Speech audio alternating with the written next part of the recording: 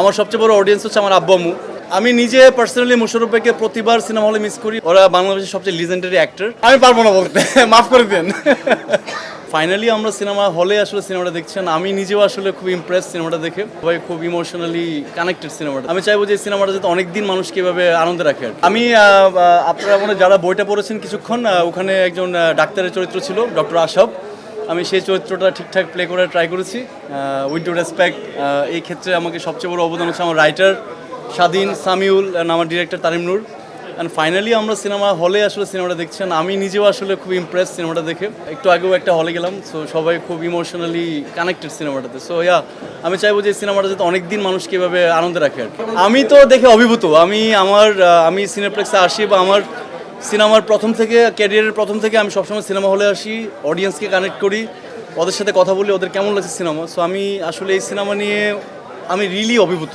ওরা আসলে অনেক ইমপ্রেস, ওরা আসলে এই ফ্যামিলি ড্রামাটাকে কানেক্ট করছে এবং আমার মনে হয় যে এখন যে কথাবার্তা চলছে বাকি কাজটা ওরাই করছে। এটার অনেক কারণ আছে, কারণ লাস্ট ঈদে আমার সবচেয়ে বড় অডিয়েন্স হচ্ছে আমার আব্বু আম্মু, যারা সিনেমা খুব ভালো করে দেখেন এবং বুঝেনও ইনফ্যাক্ট। সো লাস্ট ঈদে ওনারা বললো যে এত মারামারি কাটাকাটি সামাজিক সিনেমা করো একটা। সো আমার মনে হয় যে ওনারা সবচেয়ে বেশি খুশি হবে যে এই ঈদে আমি একটা ঠিকঠাক সিনেমা করেছি। আমার মনে হয় বর্ণনাতার ডিরেক্টর যদি আরেকবার সিনেমা বানায় ওইটাই ভালো লাগতো, এছাড়া বাকি যেটা বানাচ্ছে সব ঠিকঠাক। ওরা বাংলাদেশের সবচেয়ে লিজেন্ডারি অ্যাক্টর।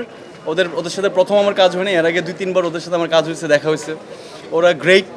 ওদের সান্নিধ্যে থাকা, ওদের কাছাকাছি থাকা, এটা যে কোনো অ্যাক্টরের জন্য অনেক বড় পাওয়া। সো আমি বলবো যে হ্যাঁ, বারবার ওদেরকে পাচ্ছি, বিভিন্ন সিনেমায় পাচ্ছি, বিভিন্নভাবে পাচ্ছি। I am really happy to see them. Mosharraf ভাইকে ফোন দিয়ে নিয়ে আসছি। আমি নিজে পার্সোনালি মোশাররফ ভাইকে প্রতিবার সিনেমা হলে মিস করি। উনি দারুণ।